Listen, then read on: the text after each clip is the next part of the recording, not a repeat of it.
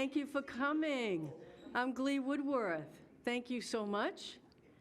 Appreciate your time and coming. All right, how's everybody doing, all right? Okay. All right. Here we go. Thinking caps on. And people who know the answers right away, don't answer the question. I know there's a couple, okay? Give the others some time. All right. Where were the two train passenger depots located prior to the 1950s? Washington Street? CVS area, yes, beautiful depot at the CVS, yeah, yep. Yep. Well, you know, there was a third depot proposed at Marches Hill that widened State Street, but then abandoned, the idea was abandoned. Right. In the 1970s. Marches Hill, there was a third depot proposed, never happened. Right. Where is Grasshopper Plains? You're pointing, sir. Okay. You're hoping. Is it where Shaw's is today? Story Avenue area, yes. I learned that from Jean Doyle. Where is Back Bay? Boston. Yes? Yes. Okay, we have a local Back Bay. Yes, sir. Is it the one, is it the island that's out in the river, in behind the island? No. Oh, it was, if it was out in the water, in the Merrimack River. No, this is a neighborhood, Back Bay neighborhood. Up Hill Street, where Highland Cemetery is, and you have Bricker and Cherry and Greenleaf. On Greenleaf Street, adjacent, diagonally to the firehouse, there is a memorial for the Back Bay boys from World War II. It's known as Back Bay. I don't know where the name came from. Was there a question? No? Where is Breakaday Hill? Merrimack Street, up by the old Chase Ramen. Yes, sir. Yeah, you go up Merrimack Street, past the old Chase Shawmut, now Merson, and as you go, and the boatyard's on the right, as you go up the hill, it's Breakaday Hill, and there used to be the house over on the left, used to be a cafe. It was Breakaday Cafe. You okay? What multi-generational family was related to the creator of the Wonder Woman comic strip, 1941? No. Woodworth. No, thank you. Thank you very much. Multi-generations. Silversmiths, there's a hint. Late 1600s. Early on, the first in this area. Moulton family. Moulton Castle. Yes, the grandson created, Edward, created the Wonder Woman comic strip. All right? Okay, so I'm going to, yes, sir. One question, because I forget. Yeah. Breakaday Hill. Yes, sir. Why it's something to do with the sun shining on that hill first in the morning? Possibly, but I don't know. That's a good research project. Okay. All right, so I'm going to speak for the first few minutes, and then Susan Harvey will be speaking after me about her research projects. All right? Here we go. All right, Newburyport's early black history. I got into it about 10 or 12 years ago. Really enjoyed it, found several grave sites of early black residents, and enjoyed it. And then I got sidetracked, Clipper Heritage Trail website, and then 2 books. I did include some stories about our black residents in Volume 1 and a lot in Volume 2, Clipper Heritage Trail. And so I've gotten back into it and really enjoy it. Okay, quick refresher. All right. 1635, Newbury was settled. It was about 13 miles long from Parker River all the way up through West Newbury, what is now West Newbury, okay? 1725, Third Parish Meeting House. The settlers in the 1600s started migrating towards the river. Eventually, there was quite a settlement there. It was known as the Port of Newbury. And eventually, these folks wanted their own church. It was kind of like a government. They were not happy with the First Parish Meeting House, which is up on High Road. That's the third or fourth church, up on High Road across from the cemetery. They had to get permission from First Parish. Why it's called Third Parish? Because the Second Parish Meeting House was up in West Newbury. That was a long ways to go on horseback or carriage to come down to First Parish for church. So, and the Port of Newbury, they finally were granted their own church. Where was that Third Parish located? It's right on the tip of your tongues, I know it. Market Square, right in Market Square, right? And when they built the new church, where's that new church of 1801 located? Pleasant Street, okay? And then in 1763, Newburyport, the Port of Newbury became a town, and note how it was spelt, how it was written, Newburyport.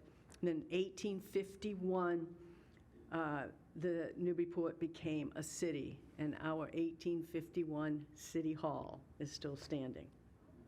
Right? Got it? Okay.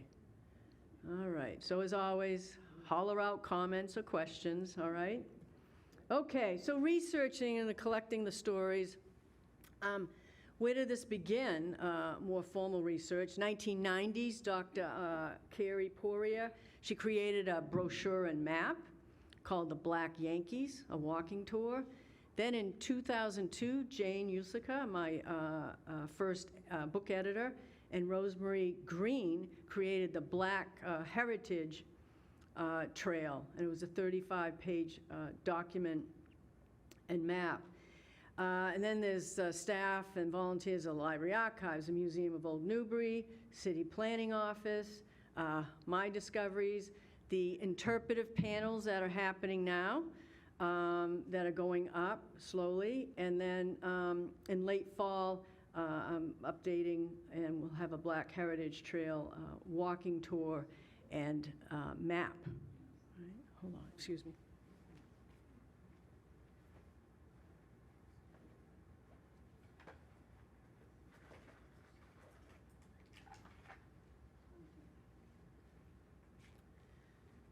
All right.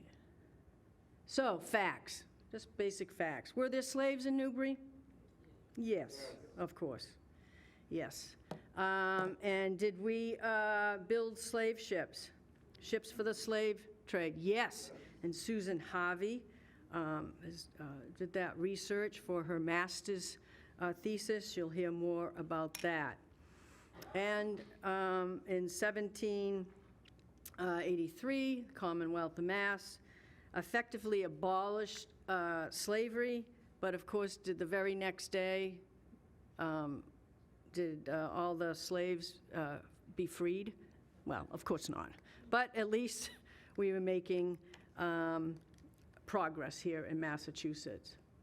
Okay, so researching. Black community, what are we looking at? Those of you who do research, census records, vital records, the birth, death, marriage, churches recorded, births and deaths and marriages. You have the wills, the probate records, newspaper articles, obituaries. I found a lot of information in the obituaries of black citizens, because a lot of times they list the pallbearers. Oh, who's the pallbearers is this? And then they're at this funeral, and they're at this funeral, right? So now you got some more names to look up. Cemetery records, city directories. I love city directories. Oh my goodness, there's so much information. I wish I had my own set. I love them almost as much as I love my chainsaw. I mean, I love. And then, of course, different organizations, the members. So let's look at the population. 1780s, Newbury was about 4,800 people. Remember, 13 miles long. Only about 60 black men and women were recorded in households. In the 1840s, here comes the railroad, up from Boston, going up to Northern Points. It brings in thousands of immigrants to work in the different factories, and there were about 100 black men and women. And that kind of tops it as far as the population. I often get that question, where did they all go? And well, there weren't that many. And then there was all the immigrant groups. Where did the Armenians, okay, the Belarus, the Russians, the Italians? We had a dozen immigrant groups, right? Later immigrants. In 1900, 14,000 residents. There were about 50 black men and women. Now, okay, historian Joshua Coffin, who wrote in 1845, this is when the abolitionist movement is rolling. And he's saying, all classes of people, merchants, farmers, mechanics, professors of religion, and ministers of the gospel, bought and sold slaves, apparently without the slightest idea of the enormity of the sin, and on the same principle that they would purchase a horse, sheep, or a piece of land. They thus necessarily sanctioned the slave trade and all its unspeakable abominations. And then he continues, here is, now he's recording examples. 1716, Rice Edwards of Newbury, a shipwright. He sells to Mr. Greenleaf, quote, my whole personal estate with all my goods and chattels as also one Negro man, 1 cow, 3 pigs with timber, plank, and boards. 1738, Ezekiel Chase of Newbury sold to John Merrill for 40 pounds his Negro boy Titus, about 1.5 years old. Yes, they sold babies. They took the babies away from their mom and dad. And then in 1735, Reverend Plant in his diary records, I wrote to Mr. Solomon of Barbados to send me a Negro. What follows up is our historian John J. Currier, who wrote 4 volumes of Newburyport history. Thank you, Mr. Currier. And he's following up with Reverend Plant of Newbury in 1753, who willed his black servant Lucy 17 acres of land he owned in Amesbury. Wow. And this is before Massachusetts abolished, right? 1780s. And then Reverend Plant's widow, who inherited Lucy, gave Lucy her freedom. So, thank you. Yeah. And here's an example. Often you would see ads in newspapers.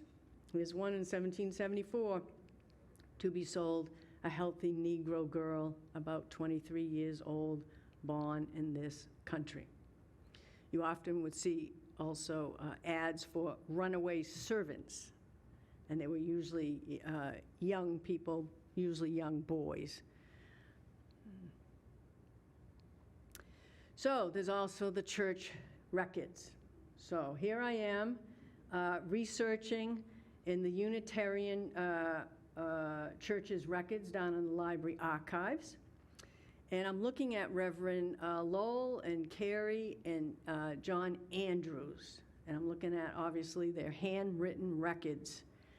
And they, Unitarian and St. Paul's, kept pretty good records of black residents or black and those who were enslaved. And so let's look at some of these. So I'm very proud of my blue arrows. I thought, yeah, there's Ghlee, really techy Ghlee. Okay, so here is what one of the pages look like. Handwritten, got the names here, and look at here. This is baptized. This is Reverend John Lowell in 1727, Cujo, a Negro servant to Mr. B. Coca, adult. Right here. Right. Reverend Lowell again. And they're distinguishing here. And then close up, baptized December 1731, Deacon Noyes Mulatto, servant boy Peter. So they're designating, they're labeling them, all right? Now, is that a good thing? Well, for researchers, unless you recognize their names, it's certainly an aid. Here's death records. This is Reverend Carey and Reverend Andrews. Death, January 1790. Nance Conley, a black woman, 90 years and upwards, in almshouse. Anybody know where the almshouse was in 1790? The workhouse? Yeah, Federal and Prospect. Roberts, yeah. Corner of Federal and Prospect on the east side of Federal Street. And death. Again, Reverends Carey and Andrews are keeping track. And this is Alexander Hall. Here we go. Alexander Hall's son, age 3, black. Marriages. All right, there's marriages and intentions of marriages. Apropos. Now, there's no designation. I recognize the names because I've been looking so long often. I recognize their names as black residents here. Apropos Tracy and Dinah Hill, and then Caesar Cogswell and Louisa Moore, both of Newburyport in 1807. No designation. Caesar Cogswell, he married his second wife, Louisa. Caesar's first wife is buried in Old Hill Burying Ground along Auburn Street. We'll see that in a minute, okay? So these are examples of what researchers, how we're finding information. Another is census records. And look at this, right here. This is column, and it's B, black. Now you look over here, a little bit closer, and all designated, this is mulatto, all designated black. And notice where some of them are born. Massachusetts, New Hampshire, Pennsylvania, New Hampshire. Yes? Which column? The column where the B is registered. Yeah, the title. I'm trying to think. What are they, Sharon? What? Race or color? Race? Yeah, race or color.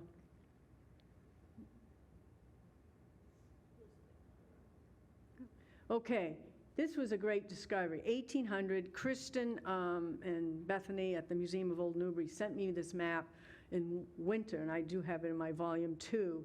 So there was lots of discoveries about 1800. So here we are, High Street here, all right?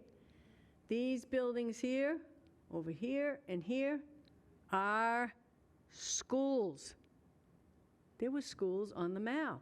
Note right here, there's no courthouse, because it's about 1800. And when was the courthouse built? 3 or 5. Yeah. Okay, here's the Mall, the Frog Pond. This is Auburn Street, right? This says Pound, and that's where the cattle on a lamb were captured and put here, right? Any livestock, okay? Over here on the bottom right, this is the big grassy area, and that's where there were 3 houses located here. CVS is over here. Here's Chickering, now Greenleaf. Here is the Powder House, the first Powder House right here. And the Powder House is located now, Low Street, good. Old Hill Burying Ground, established in 1729. And look at this. This was the big discovery. We'll see pictures of it in a second. But this is that big grassy area Always wondered why there's no gravestones, and there it is, pond. It was a wet area. That's why no one was buried there. And we confirmed it with ground penetrating radar. Okay? Pretty cool. Okay, so here's another map. This is the 1851, so you see it. Okay, there's the courthouse there. Schools are still there. Chickering, now Greenleaf, Old Hill. This is Auburn Street. Kelly School is here. Get your bearings. And this is Low Street. See? And this is Highlands across. And this is Pond, right here. CVS is about here. Okay? This is an old photograph of that area. Okay? So what is this up here? Railroad tracks, yeah. There's the old Guinea Bridge.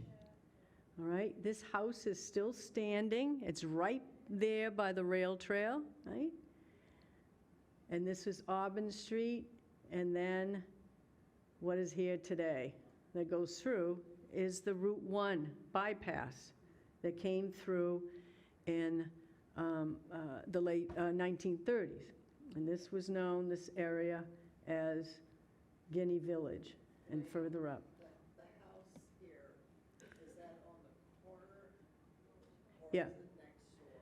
The house is, Is that where John Wood used to live? I don't know John Wood. This house, to me, it's the house that's right there by the bridge, as you go through the lights. Now, here we go. Right? There's the rail trail behind, right? This is Route 1 that went through, and there's the house. Oh, okay. All right. Right? And you drive through. It's on the corner. Yeah? Plum Island. Yes. Yes. Okay. So George Parsons, he grew up in town, and at the time of his writing this article, 1893, he was living in Salem. And he wrote about his memories of down in Guinea. Guinea Village is this area where black residents lived. All right, that's Guinea Village. All right.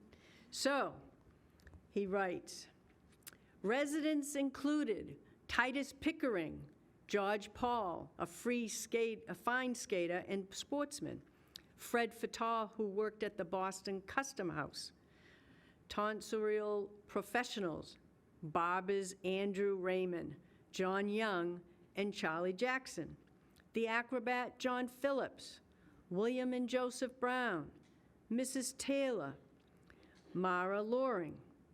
Many young men attended Master Coolidge's school on Bartlett Mall. So that's in the mid-1800s, and he's talking about the black young men going to the schools on the Mall. Good. All right. Now, Sarah Emery wrote a book, and she passed away in 1879 when the book was published, and she's writing about her memories of black residents. She said, old Cambridge, who could remember being kidnapped when a child and brought to this country in a slave vessel, is remembered by Sarah. She recalls that women washed clothes and mended clothing for income, and Black Luce was a famous nurse.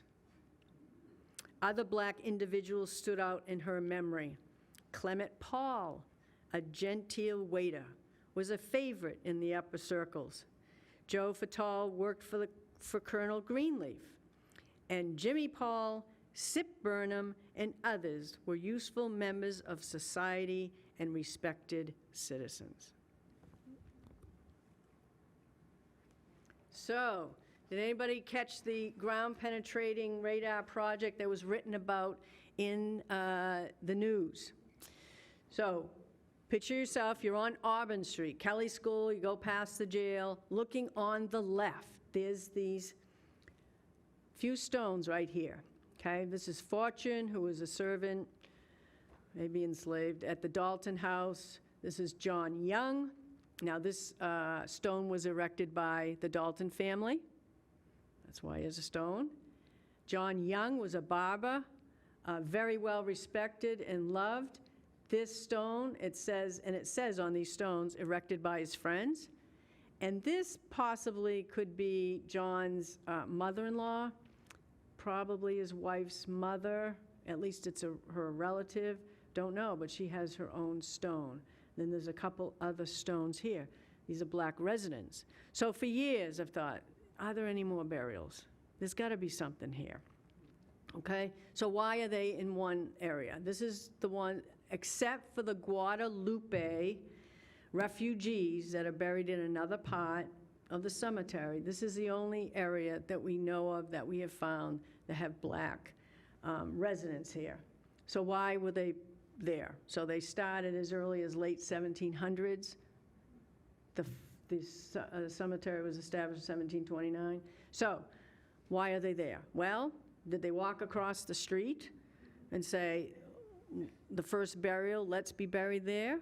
Or were there white people, the town, whoever's in charge of the cemetery saying, okay, you have to be over here? We don't know. But like in any group, families, friends, hey, I want to be with my neighbors. And so they choose burial lots close to each other. Or in Highland Cemetery across the street, there's a whole group of Armenians together. There's a whole group of Greeks together, okay?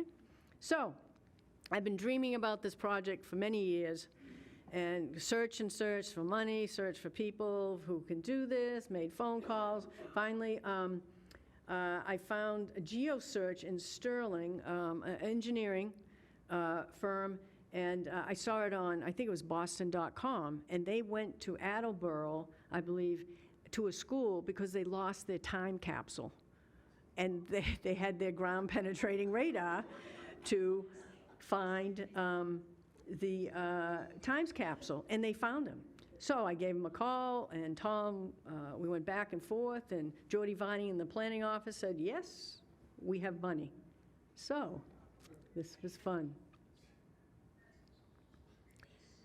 Ed Belsky came in, GeoSearch, and this is what it looks like. So it's right there, the computer, here's a screen, and the pink flags. Did anybody go by when the pink flags and white flags were up on Auburn Street? Yeah, they're down right now. I'm waiting for DPS to mow, but they'll be back up sometime next week. And so that's what that looks like. Now, he's looking at a screen here, okay? And this is what it looks, this is what he's looking at. See the squiggly, right? Straight, straight, straight, straight, straight, squiggly. That marks a burial. Now, he's looking for pipes and wires for most of the time in his job, but so he understands what he's looking at. He said he couldn't confirm if there was just one burial or could this represent maybe two. We don't know, okay? So what we found was, and so he put the pink flags, and then he went ahead and put the white flags, kind of representing a burial, a coffin, okay? That's what they're surrounding, right? Is the outline, yes, the outline. Mm-hmm. So there's Fortune and John and Nancy. So look at here, here, here, here, here. We have identified, counted, these stones are too broken up. I can't fix them. They're just going to stay there. So I've identified 18 unmarked burials. Now, do we know, are they all black? No, we'll never know, right? We don't know. There could be white people. We just don't know. We can maybe think there's probably more, certainly they represent some black people. Could there be all? We don't know. So, again, this area here, there are no burials here because of the water back in the 1800s. It was a wet area, all right? Pond. So what we're going to do is, what's my next? What we're going to do is, we're raising money. We need about $3,000. Jordy's going to be looking at CPC monies. We did get a nice donation from Reverend Rebecca Bryan at the Unitarian Church. Also, another nice donation with Jim Supple at the Unitarian yesterday. So, but that said, we need about $3,000. What we're going to do is, I've already talked to Mitch at Khaleesi Monument and his dad. They're basically burial lot boundary markers. They're 6-inch by 6-inch by 6-inch granite. I will install them, and they'll be flat at the surface, and on the top of the piece of granite will probably be written, "Once known." Once known. Yep, okay. So that's our plan to do, all right? Okay, so let's look at a few more of our community members. Tax assessors records, you can find information. There's George Francis, the Francis family, very involved in the Colored Odd Fellows in the late 1800s. Susie Ricks, also another family of folks, and we'll talk about Nelson quickly. Richardson, another family, and Stone was the one who sold the house, and this was down on Low Street, just around the railroad tracks. Okay, one of my favorite people, Schofield Baptist. That's his signature in 1909. He lived on Warren Street for many years. Here's his Warren phone number. This is a directory of 1907, and this picture is in Street, where he had his ladies and gents shoe blacking parlor, and he was the first to serve women. And he is buried in Highland Cemetery, and I'm very, very upset because he's in his family with his stepdad and his wife, but no name on a stone. Get your name on a stone. A while from now. A while, yes. It doesn't matter if you're sprinkled somewhere else. Get your name. Because these folks, oh, nobody's going to look for me. And us researchers do look for people, okay? Get your name on a stone. All right. Here's Nelson Ricks. Had a house. Go up State Street, take a left at Charter Street, where the 5 cents Newburyport Bank is. Go down 50 yards. The first house on the right was his house. His family lived there. He did a variety of different jobs, and there he is right here working on the railroad. Nelson Ricks. And he and his family have stones in Highland Cemetery. Oh, my favorite, I think, death. Yeah, Edward Moses, born a slave in the South, lived here for the past 50 years. And beautiful stone. And he worked for the Winder, John Winder family, down at number 1 Ocean Ave. So when you're going down to Plum Island, there's Ocean Ave. And when you take a ride on Ocean Ave, it turns into Rolf's Lane for Newbury, okay? That farmhouse right there on the corner where that big boulder is. What's that boulder called? Bummer's Rock. Very good, very good. All right. So Edward Moses, and he also worked for the Ghlee family of Major General Adolphus Ghlee, Washington Ghlee. And so he worked and he stayed here. And it was the Youngs. He went off, he escaped from Georgia, got to New York, got to Boston, joined the Civil War, came back, and the Young family said, hey, go to Newburyport. And Celia Owens, this is an incredible story. The Hale family right here. What are we looking at? High school, yes, the high school. Yes, yes, right? This is Toppins Lane, High Street. The Hale family house. They were down in Richmond, Virginia. They bought Celia. She was about 19 years old, brought her back, eventually she was free to work outside the home, and she married a couple times. Her stone here is in Highland, and she did washing and so forth, and then she had a boarding house on Titcomb Street. And Caroline, this is quite the story, enslaved in North Carolina, to Tennessee, and eventually came here with the Morrill family. Lived on top of Johnson and High Street, that big white house. And the Morrills, the Gaydon Morrill Foundation family. And she lived there all her life, and she is buried with the Morrill family in Amesbury.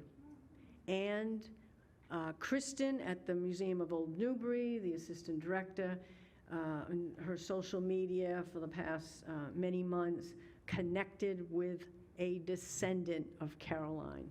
And there he is. John and his wife, Carol Miller, came in a couple weeks ago from Washington State. And there is Caroline's name on the stone, right here. And that's Kristen of the Museum of Old Newbury. And this is Bob Morrill of the Morrill Foundation. The Morrill family, yeah. His father, his grandfather knew Caroline. So it was a very neat reunion. Commander John Lee, this is incredible. He was a ship captain, and in 1771, he was captured in Mill Prison, captured and sent to Mill Prison, and who else was in Mill Prison is the author of A Relic of the Revolution, Charles Herbert, Herbert, and he wrote A Relic of the Revolution. It's a great little read. You can find it online, and he wrote about his time in prison in the early 1770s, and John Lee was at the prison the same time as Charles, and Charles mentions John Lee. And then he was also commander in 1781. Both of these ships were owned by the Tracy family. Then they put notices in the paper. There's Mrs. Costin, inform the citizens of Newburyport and vicinity that she continues washing and ironing at a residence on County Street. What's that, County Street? Change the name to Auburn Street. Yep, it's 1850. And then here's some more ads, washerwomen, right? Irene, this is Mrs. Andrew Raymond, Auburn Street. Pomp Jackson was enslaved to the Jackson family up on 201 High Street, the Dexter House. And he purchased his freedom for 5 shillings. Right? Then he joined the war, the American Revolution, and spent several years there. And in his military records, he was described as 5 foot 6 inches, born in Africa, 25 years old. And he fought at Fort Ticonderoga. And the Atchison Common Military Plaques. Okay, here we go. I found the 7th. Arthur Fowler, he and his family lived down on Boylston Street by the railroad tracks. Evans belonged to the 54th. Here's the brothers. Their father was a well-known barber. George Paul lived on the corner of Greenleaf and Pond Street. That house is still standing, buried in Highland. Augustus Cambridge and Alonzo Furbush. So right here, up at the military plaques. And last, Flora Marston, Bronson de Stadler of St. Paul's Church. He did the research here. There's really not much information except on the stone. It's closest to Summer Street, if you're ever at St. Paul. So High Street and Summer Street, you can find this very small marker. And good shape, and daughter of Nero and Delia Marston, and their last name was the same of their enslavers. And she's the only African-American buried in St. Paul's that Bronson could discover. And St. Paul's, again, kept pretty good records of Black residents. Okay, so in the fall, late fall, I hope to have 2 brochures completed, oversized 11 by 17. One will be of the city, 20-plus locations and information about our Black community. And then the second one will be a cemetery tour and where the Black grave sites have been discovered are located. So we hope to have these, I'm working with the Museum of Old Newbury, and hope to have these done by Christmas time. All right? Okay, thank you. And we've got Susan up. Any questions, right? Yes? You mentioned the fact about a boarding house on Tictum Street. Yes, sir. Oh, whereabouts? The house isn't no longer standing. It would be across from the garage. So there is that corner house. And I don't know, I don't think it was on that footprint. It was where the driveway is, and that's where. I'm losing the name of who used to, Festo. It years ago is somehow related to the Festo family. Yeah, yeah. Okay? All right, we'll need a minute for Susan. Thank you. Okay, so Susan's going to get set up right now, all right?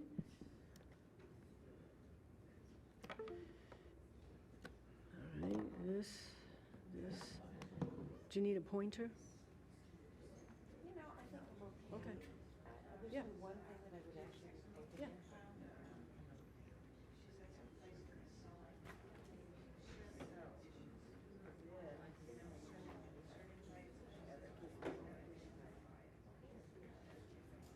Hello, Marge and Skip. Good to see you.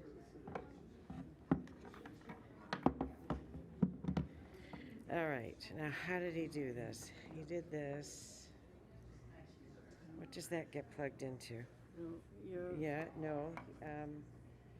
He did this over no, here. yours, whatever you had. Gets plugged into here. Okay. Yeah. High tech. Oh, yeah. Thank you. Yeah, good. All right, now.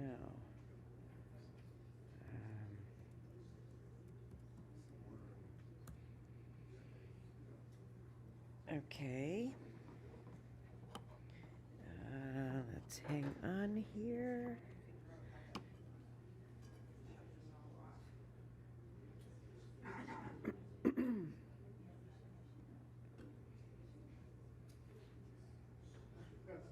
Maybe. Ta-da. If this doesn't work, it's an interpretive dance. I'm sorry. Oh, there we are. Okay, good. Good. Okay. Okay. So hang on a tick. I don't want to do it that way. I want to do it this way. Okay. And we're going to do slideshow. Okay. From the start. There we go. Okay. Good morning. I know you all came to hear Ghlee. I love following her because she always gets a big audience. It's great. I'm Susan Harvey, and I started doing research here in Newburyport back in the 2000s. As a part of my master's thesis, I am a direct descendant of Anthony Morse, who was a first settler. Can everybody hear me? Okay. So I'm a history teacher. Actually, I just retired in June. And because Glee's been saying, why don't you retire and get down to this research? So I knew that slavery in the North existed. I'm a history teacher, a high school history teacher. And I wanted to find out, since my family got here so early, and it wasn't just that branch, there are several others that came at the same time, what role did we play with the slave trade? And that's what my master's thesis is about. I know that the library has a copy of it if you're at all interested in it. It's online, I think. Anyway, yeah. I sort of got stopped because one of the things that I wanted to find out, and how this talk is billed today, is finding out who built those ships. I was able to identify the number of ships that came from here that were built specifically for the slave trade. But that isn't really, I mean, that's a piece. We also owned slaves here. But the bigger piece is the Caribbean trade that we had. That's how this economy really survived. That money's still here, right? So at any rate, I started looking for the shipyards, the builders. And I have looked in a variety of usual places, like the Peabody Essex Museum, the library, the archives here, the Moon, and I've hit a brick wall. And so I decided not too long ago, I guess I must have been talking to Ghlee in June, and said, you know, I think I'm going to have to look at the underwriters. I'm going to look at the insurers, the people who actually were paying for these things. My guess, and I just talked with a friend, an English friend last night, is that it's probably Lloyd's of London, maybe some others. I have a daughter who lives in London, so that's very convenient for researching, which is good.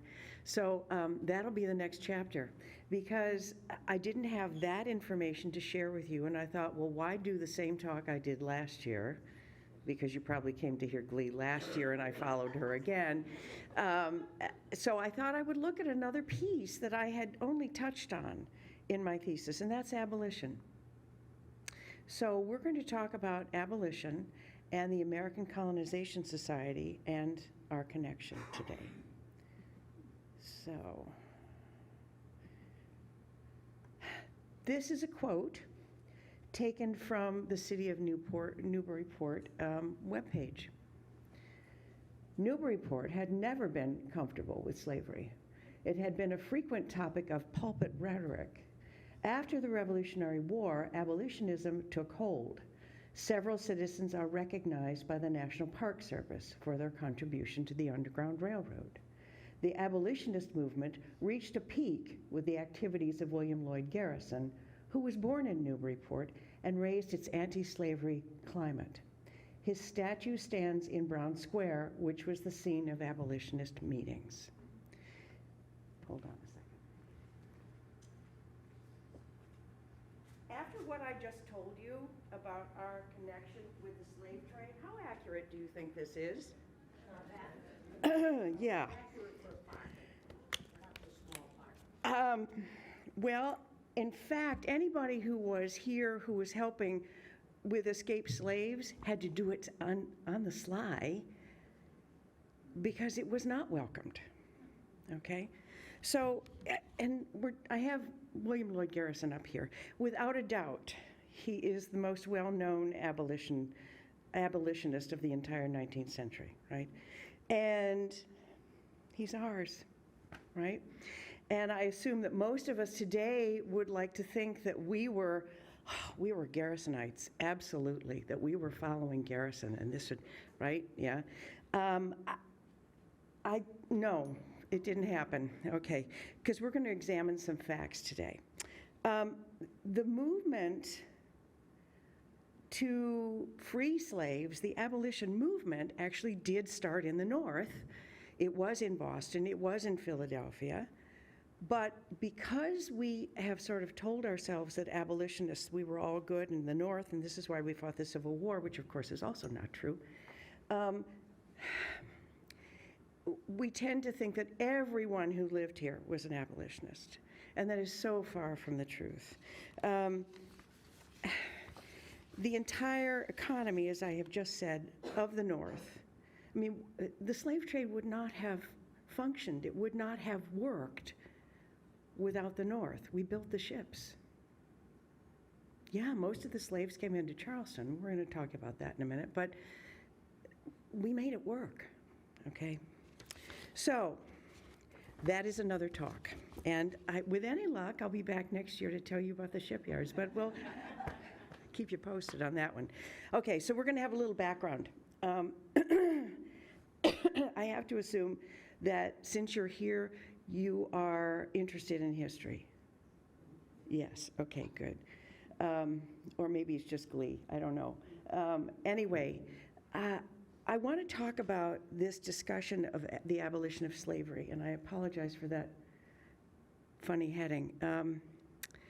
This was a big topic when the Constitution was being written. In 1787, big topic. We had two states at that point, South Carolina and Georgia, that literally said, we are not signing this if we can't keep our slaves. So folks in the North said, well, particularly from Connecticut, you know it's going to go out. It's going to die out. It can't stay here. It's going to be, it's going to be gone. So let's just not talk about it for 20 years. Okay? So it is codified to get South Carolina and Georgia into the Constitution, to have that unanimous United States. We included slavery in the Constitution. And then the 3/5 compromise. Well, there were more people in the North. You'll have more representation than we do in Congress. Once we figured out we have 2 houses, et cetera.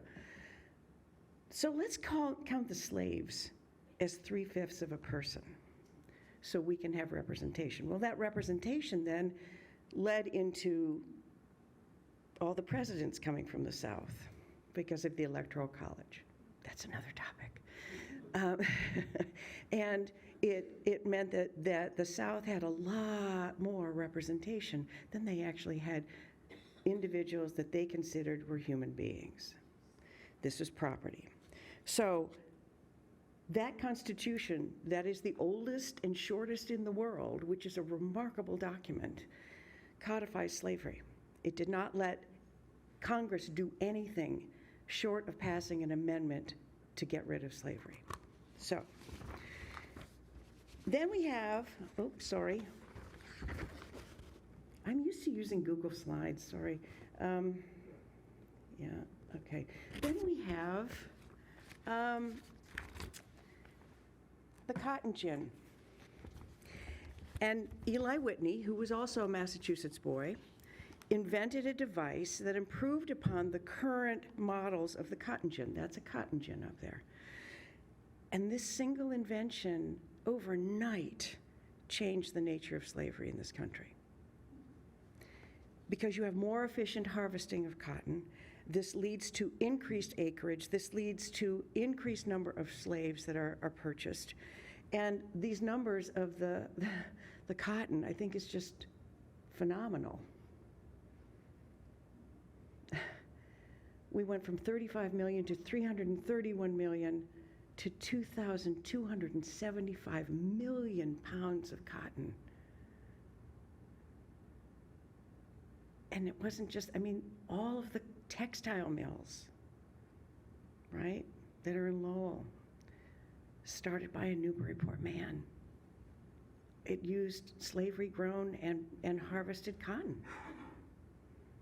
Oh, we didn't see those black people anymore. But this is who made this cotton that we were making a lot of money from. So, January 1, 1808, the transatlantic slave trade is outlawed, but not interstate trading. And that changed the nature of slavery. That's a whole nother topic. As cotton becomes king, then you have enslaved people being sold to the South to work. We do also have ships that are illegally trading, but on those records you don't find the captain's name anymore. And the last ship was in 1868. But that, as I said, is another topic. We didn't really do much in terms of enforcing this at sea either for at least 20 years. Now, Britain had abolished the slave trade in 1807, the trade, and then they abolished slavery in the 1820s, way ahead of us. The background of all of this business is the Second Great Awakening. And this is an era of, from 1790, 1840-ish, and this is a Protestant thing. This is a Protestant movement of, this is when we get a lot of new faiths. This is when the Mormons started. We have the Methodists who break off and do different things. We have Baptists, we have Presbyterians, we have Congregationalists who've morphed from Puritans. This religious fervor is driving a reform era. So abolition is one of those reforms. Now, we have a crisis. Hang on a tick, let me just move that. We have a crisis in 1819. And if you remember your high school history, we had a Missouri Compromise. And that was created by a man who got the moniker the Great Compromiser. That was Henry Clay from Tennessee. And he saw that we might just break apart as a country if we didn't do something about this, because at this point, Maine, of course, was part of Massachusetts. Maine wanted to be its own state. Well, if you do that, we have an unequal number of states, free and slave. This had just sort of occurred, right? It does not mean that there are no slaves in those red states you see up there. But we are now doing gradual abolition. That's what we had here in Massachusetts, was gradual. So that yes, a lawsuit was filed by a black woman, and that's why in our state Supreme Court said, you know, according to our Constitution, it's illegal to have slavery. That's why it was abolished here. Not because we all of a sudden thought, oh, this is terrible.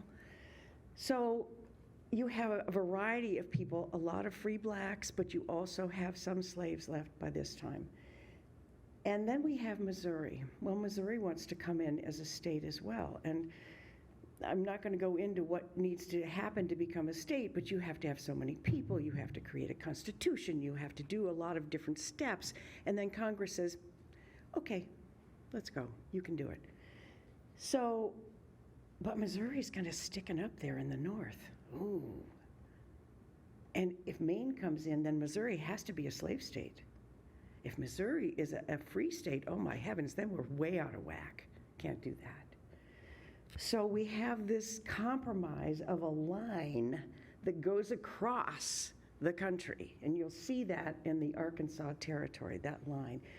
And at that point, this compromise was only free states above that line, with the exception of Missouri, and only slave states below, okay? Basically saying you can't have slavery in the North. Okay, well, the 1820s began to see serious movement in abolition by anti-slavery Northerners and the Upper South. And Virginia and Kentucky are Upper South. Sometimes North Carolina gets in that too. In the South, we have slaveholders who are concerned about newly independent nations in Latin America. There is the campaign to end slavery in Britain and in the British West Indies. And we have this slavery activity in the North. So the Southerners began to make arguments that slavery was actually a good thing. Thank you. Yes. This may sound like a familiar argument from Florida. Okay. History does repeat itself, okay? Because here's, under the paternal care of their masters, the slaves had fewer worries than the old world poor or the free laborers in the North, not only because their material needs were well met, but because they were relieved of anxiety about their future. Their families would be cared for, even until sickness and death, and they had been rescued from pagan Africa and given the Christian hope of a blessed immortality. Enter William Lloyd Garrison. Okay. So, I love this painting of him. It's a very early one. I think it's 1833. We generally see him as an older man, and you're going to see him later, but I chose this one because this is when he's really starting his abolition movement. He said, I know, Garrison said he did not shrink from the realization that the assault upon slavery would require a direct confrontation with American assumptions of white supremacy. And in his early days as a newspaper writer, before he was doing a paper in Boston, he was collaborating with a man named Benjamin Lundy, and Garrison revived a column entitled Blacklist, and it cataloged horrible news, domestic and foreign. I'm sure everybody went directly to that column too. He realized that the question of emancipation of slaves could not be addressed without considering the status of black people in America and the process by which racial prejudice retarded equal citizenship. The election of Andrew Jackson to the presidency in 1828 encouraged the expansion of slavery, and it really helped to propel him into his more radical anti-slavery mode. So in the Blacklist column, Garrison reported that 75 slaves were shipped from Baltimore to New Orleans in the ship Francis, owned by Newbury porter Francis Todd, and skippered by another, Nicholas Brown. Garrison wrote, "Men who participated in the wicked trade for purposes of heaping up wealth should be sentenced to solitary confinement for life, for they were no better than highway robbers and murderers." Todd took Garrison to court, suing him for libel. Todd won. So Garrison goes on a speaking tour.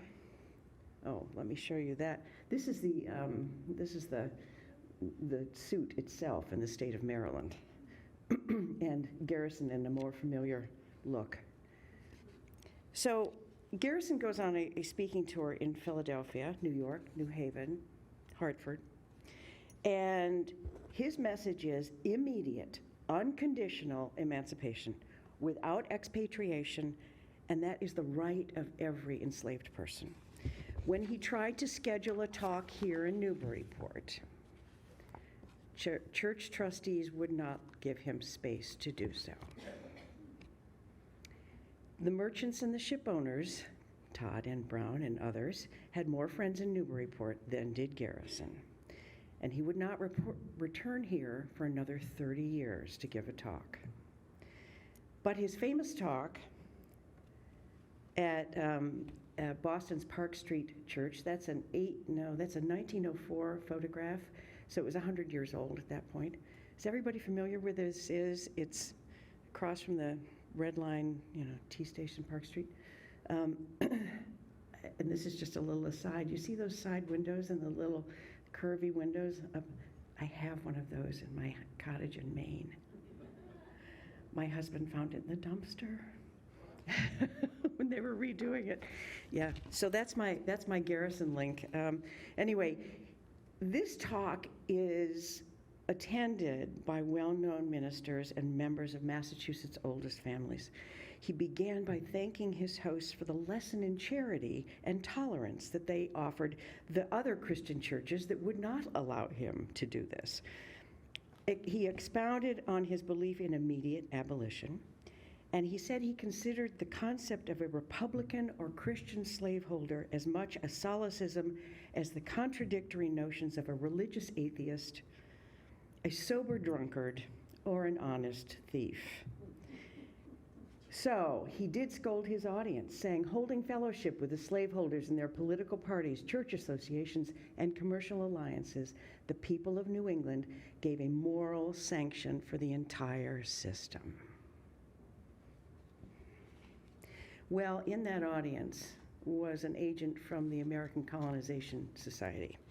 He was not well pleased to hear this, because Garrison went on and said that the American Colonization Society agents in free states diligently misrepresented the society's goal as an anti-slavery enterprise because Southerners who supported the expatriation scheme just wanted to remove black people from the country.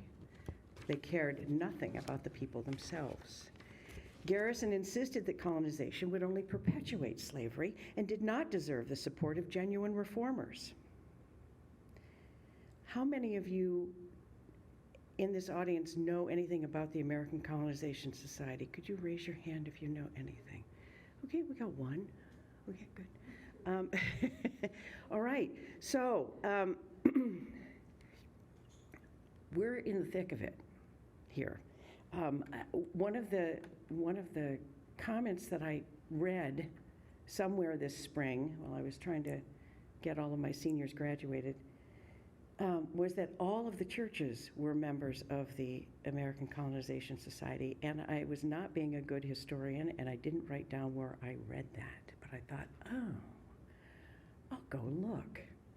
So I did not take a picture of myself in the archival room looking at the First Religious Society's papers, but I did that too. I just want you to know that. And I'm giving a shout out to Sharon because she's best archivist, wonderful. So 2 months after he speaks in Boston, he speaks to a group of black leaders. He expresses his deep sympathy for those struggling against the tide. He talked of the newspaper he was about to start, The Liberator, in which he intended to support them in maintaining self-respect, educating their children, fighting for their constitutional rights, and organizing an assault upon the monstrous and tyrannical slave system. He said he hoped he could atone for the wrongs done to blacks by devoting his life to the struggle for liberty and equal citizenship. Well, in his first issue, and it was printed on January 1st, 1831. This is a picture of one from April of that year. It's interesting, masthead with the different drawings up there. This is very bold. There's no other newspaper like this. And he proclaims, I will be heard. I will be heard. You cannot ignore me. I'm going to get to you, okay? No other editor has ever produced a newspaper of agitation for longer than Garrison sustained this weekly newspaper without interruption for 35 years. That's remarkable. He didn't end it until the 13th Amendment to the Constitution abolishing slavery was ratified in December of '65. But we have another newspaper man from Newburyport. That would be George Lunt. He was the editor of the Boston Courier. This is a daily paper in the antebellum period, and beginning in 1857 through the Civil War, he was the editor. He was a lawyer. He was a state senator for Essex County, and he was warring against abolitionism. His editorials gained him the reputation of being a defender of slavery and attendant evils. He was convinced of the natural inferiority of the Negro and believed that inferiority would be permanent. He held that at certain times and places, the Negro race and society in general profited from slavery. Eventually, black men might rise to a condition in which slavery could be abandoned, but the political and social subordination of the race would continue. In his 1866 book entitled The Origin of the Late War, Lunt describes slavery as the condition of bondage under which Scripture allows and under fitting circumstances protects by the solemn injunction of the divine law. So much for the arguments from the abolitionists that slavery was against the will of God.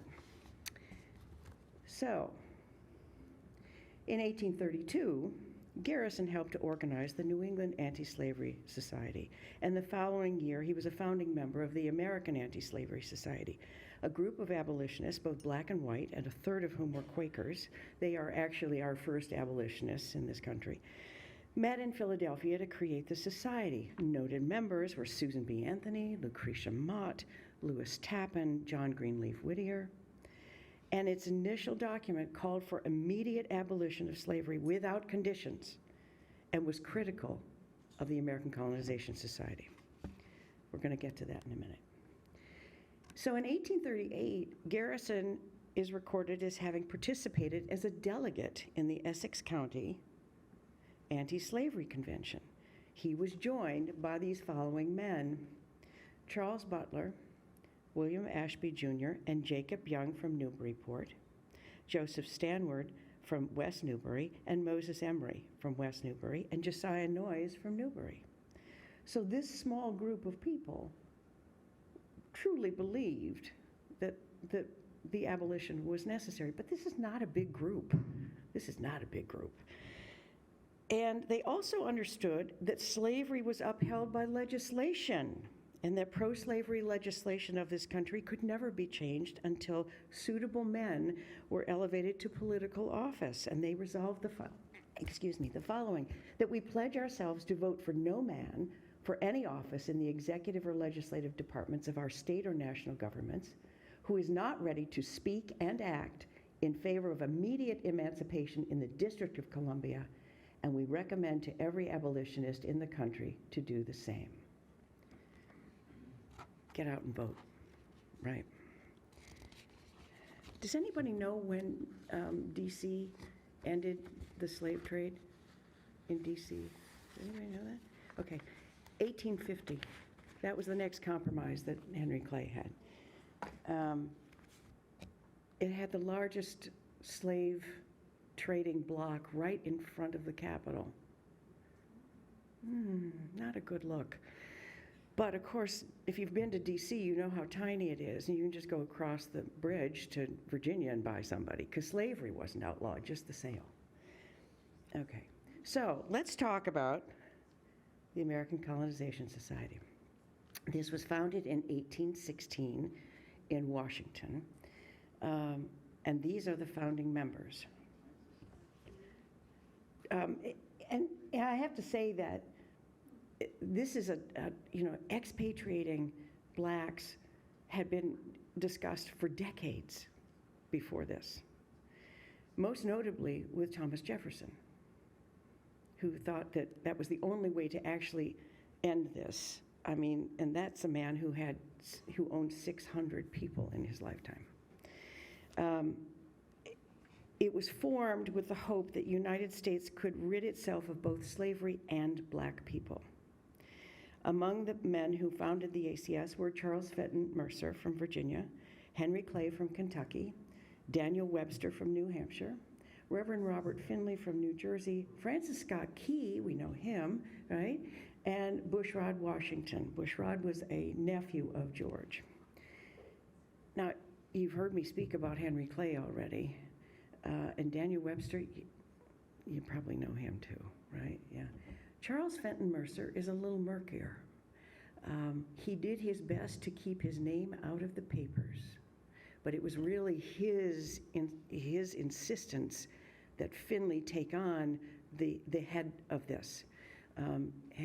Finley was a Presbyterian minister from New Jersey, and if you go to the Library of Congress website, it'll tell you he started it, but it was Mercer. Mercer was particularly alarmed about a growing free black population that would represent a growing underclass, and he wanted to maintain the privileges and status of the white upper class. He believed black people could never ascend into society. Finley believed Mercer's ideas and that black colonists in Africa would destroy the slave trade overnight. No. Christianize the heathens and establish commercial relations with a newly slave-free South. Collectively, these men saw the presence of blacks in America as a threat to the national well-being and the quality of life for whites. This is why it gets such short shrift in a history textbook. Oh, well, the American Colonization Society was an abolitionist organization, and they sent blacks back to Africa, right? Okay. Among the places that they talked about going to were different places in Latin America. Before they knew anything about the far west of this country, oh, let's just send them all there, right? But they finally decided that maybe they would go to Africa.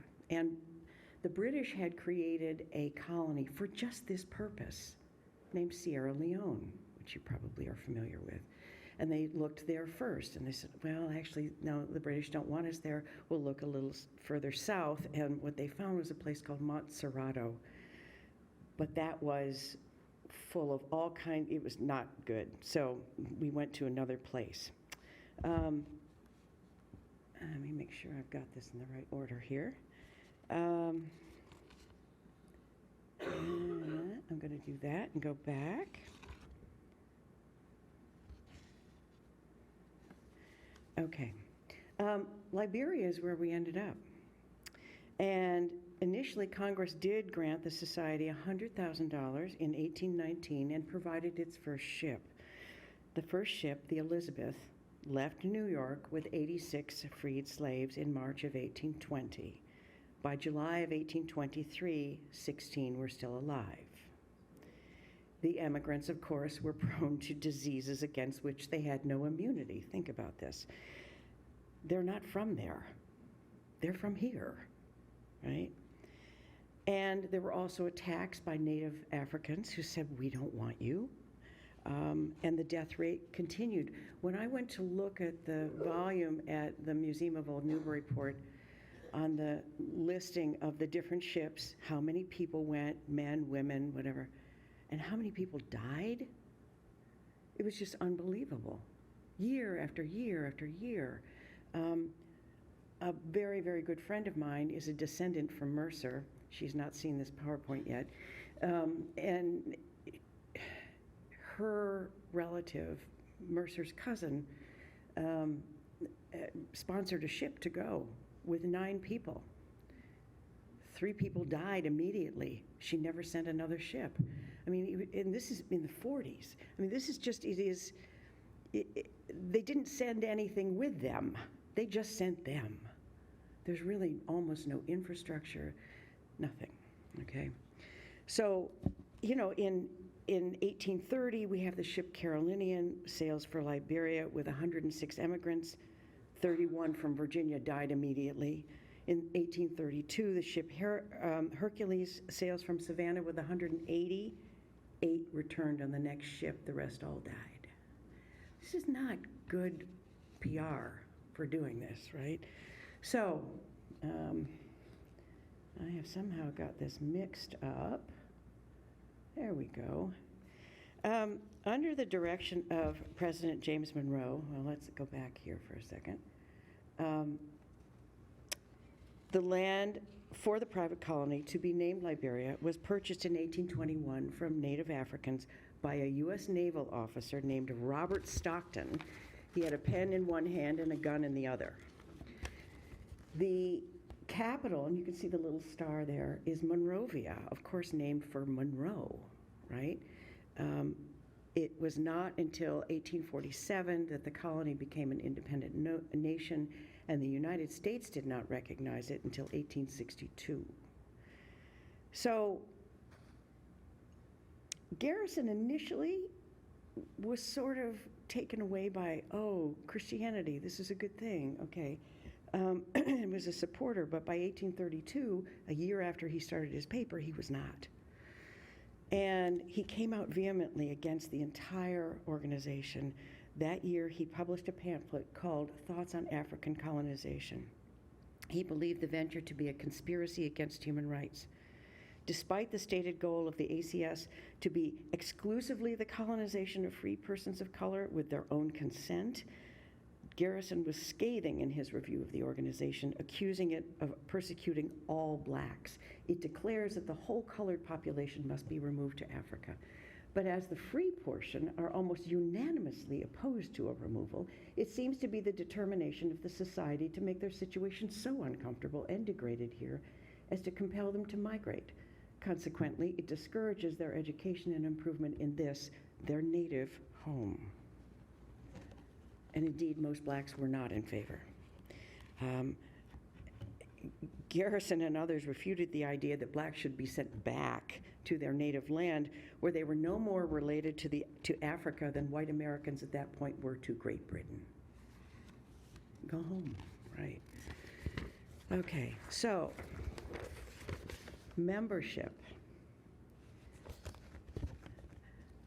This was eclectic, and because the Constitution of the Society had no real preamble, a preamble tells you what it's going to say and do, and it really declared no serious motives.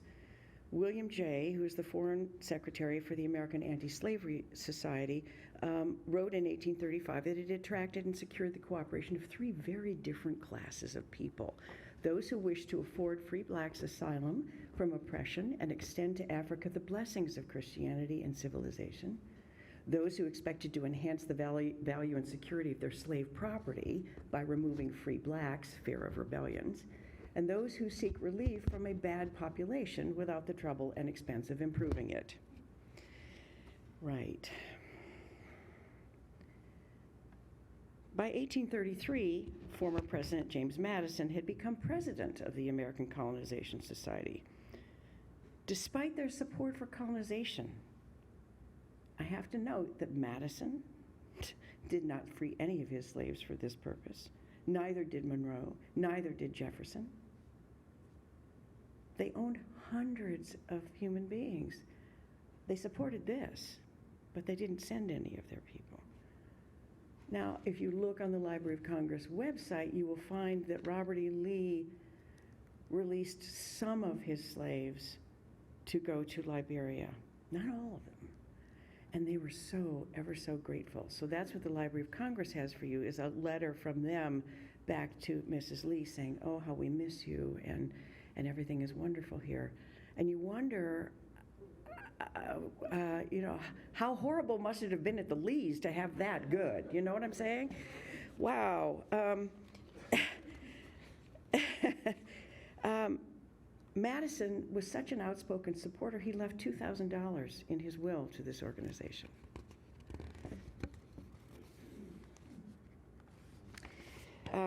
They really did believe that blacks were incapable of assimilating and whites would never accept them as free people.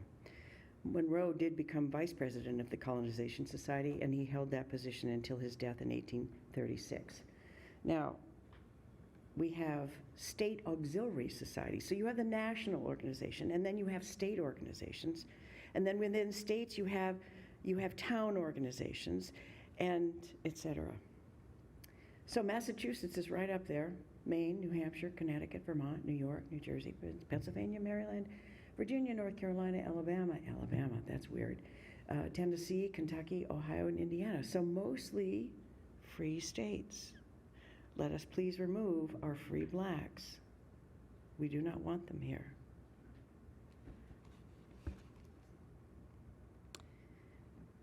On July 4th, 1833, Caleb Cushing, and I do admit that it's his gorgeous home that Moon is in, gave a lengthy speech before the Massachusetts Colonization Society, thanking the society for its existence that enabled its members to spread Christianity to the darkness of the African continent. At the time, he was the clerk for the First Religious Society of Newburyport. The Reverend Daniel Dana of the First Presbyterian Church was also a member. Membership in the ACS was by subscription, mostly carried out by ministers of the various churches. So this is the following resolution that they adopted in June of 1847. That it be suggested, as heretofore, to pastors and churches friendly to this work, to aid it by taking up collections in behalf of the funds of the Massachusetts Colonization Society on or near the anniversary of our national independence, or in such other way, or at such time as each may find most convenient. Now, why do you suppose that the ministers were being asked to do this? Because their congregants wanted them to. Yeah. And A, you have a captive audience. B, you can push that this is going to spread Christianity. And if you only have 50 blacks in your town, you don't see them anyway, right?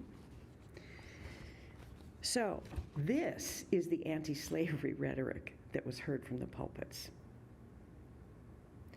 This urge to spread the word of Christ was how many people in the North became members of the ACS, conveniently disregarding the actual reason for why the society was formed, to rid America of black people. The Reverend Thomas Wentworth Higginson, let's get to him, handsome devil,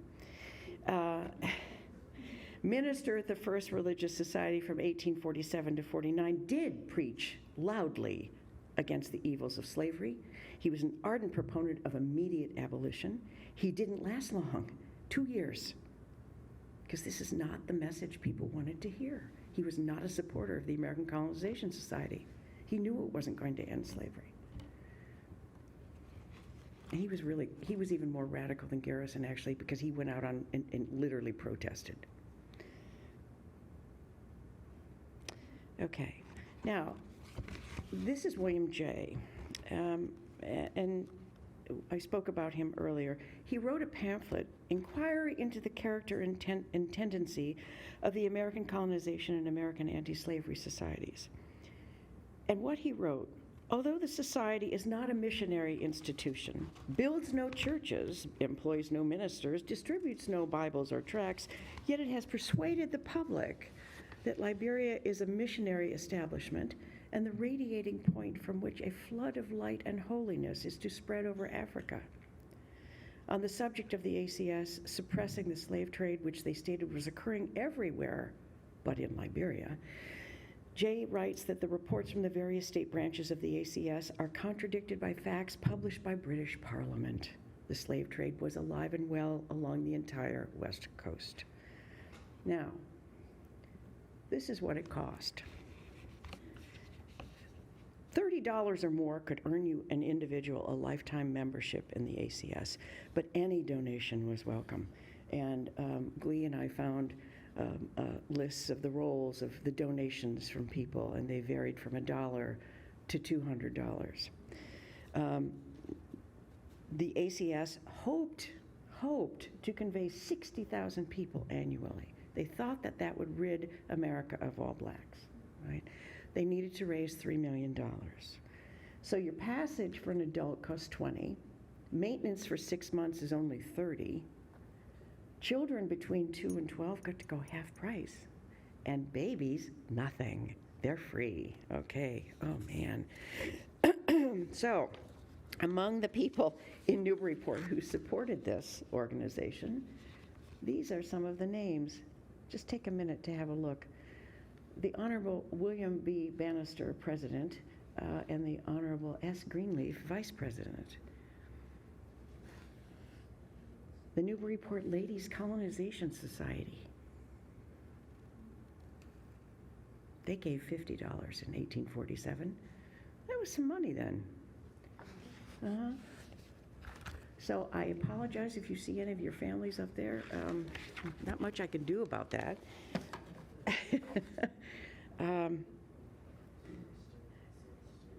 Yeah. So in Newburyport in 1855, over $8,000 was collected. That's serious money.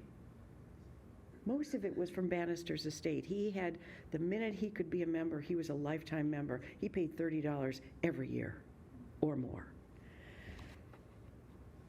So the emigration of 60,000 really was never realized, despite the donations from the good and pious citizens of New England. Many free blacks in the North did not want to leave the only homes they had ever known, even if they were treated as second-class citizens. Manumissions were prohibited in some of the slave states unless the parties were removed beyond their boundaries. And imagine this, you are owned by one slave owner, but your wife and your kids are owned by somebody else. You get to be freed if you go to Liberia, but your family doesn't. Why are you going to do that? You're not going to leave. You just don't, it just didn't make sense, right? But you would want to, slave owners would want to get rid of that slave if that slave seemed to be some troublesome. And are you familiar with the two big slave revolts 1822 and 1830, the 1822 Denmark Vesey in Charleston, South Carolina. He bought his freedom, but resented the fact that he lived as a second-class citizen. He couldn't get his wife and children freed. He tried to start a church. The white people shut it down. He tried a business. They shut it down. He couldn't do anything about this, so he said, I'm going to get back at them. And there were about 9,000 people, 9,000 blacks, who participated in planning a revolt to free everybody. But there were a few people who were nervous about this and let the news go. And so they were captured and they were executed. So about 34 people were executed. A statue to Denmark Vesey for standing up for human rights was put up in Charleston in 2014. And there was an outcry that that was like putting up a statue to Osama bin Laden. Yeah. Okay. There's a lot of reasons why you wouldn't want to go to Liberia. If people you know go and don't come back because they're dead, I mean, not okay, you know? And so you've got the entrance of free blacks into slave states prohibited. They're just, you're running out of people to send. But there was another sticking point. And this is part of the temperance movement, which was another reform movement in this great Second Great Awakening. And I'm going to try to find my, I'm going to go to, yeah, okay. So that was the opposition to immigration. And then I included this man because he also was one of the foremost abolitionists in the country. And he was a one-time partner writing for the Liberator with Garrison. He and Garrison had some differences of opinion. Garrison thought that the Constitution actually could be used to free slaves, and Douglass decided that was not the case. Now, how many of you know anything about Frederick Douglass? The most photographed man in the entire 19th century. Pretty amazing. He understood the power of a photograph. There was a remarkable exhibit at the African American Museum in Boston. Oh, it was great. Anyway, this is a guy who escaped slavery, and Garrison found him because Garrison was speaking, and this man stood up and said, well, I have a story to tell, and he took him under his wing and brought him back to Boston and nurtured him, and he was a mentor to him. Well, he went on to write his own newspaper, the Northern Star in New York, and was part of the Underground Railroad, et cetera. But this quote is so remarkable to me because there were a couple of ways that alcohol was used and why people were unhappy about it. That's actually another talk about how we changed our alcohol habits, but I just love this. I have had some experience of intemperance as well as of slavery. In the southern states, masters induced their slaves to drink whiskey in order to keep them from devising ways and means by which to obtain their freedom. In order to make a man a slave, it is necessary to silence or drown his mind. It is not the flesh that objects to being bound, it is the spirit. It is not the mere animal part, it is the immortal mind which distinguishes man from brute creation. To blind his affections, it is necessary to bedim and bedizzy his understanding. No other way can this be so well accomplished as by using ardent spirits.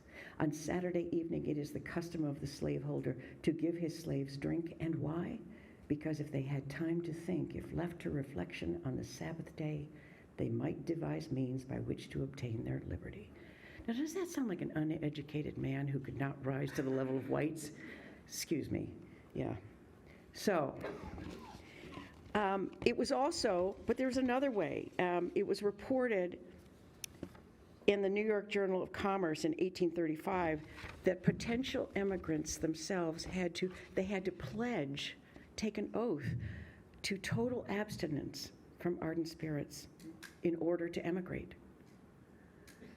Okay, So if you don't take this oath, you go back into slavery.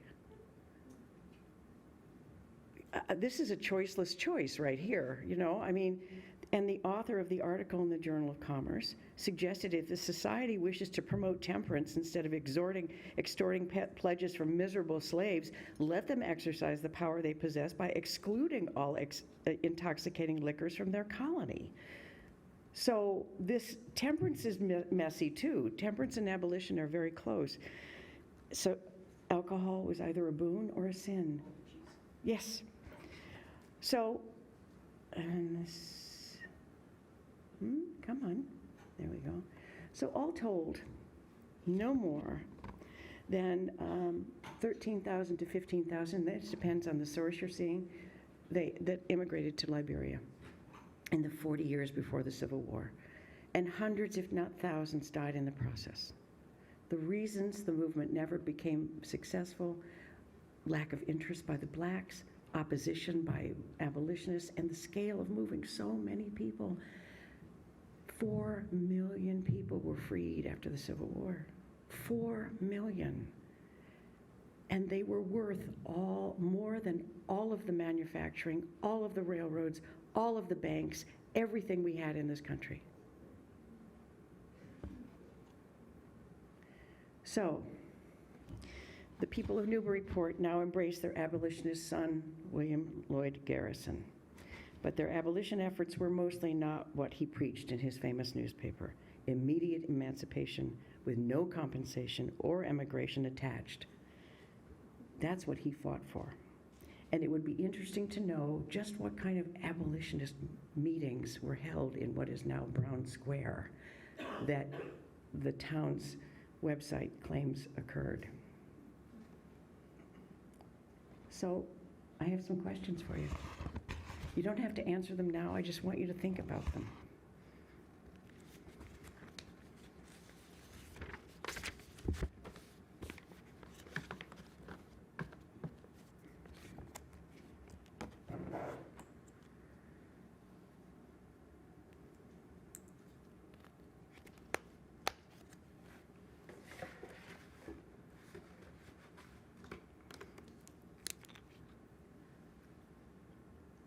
Any questions for me?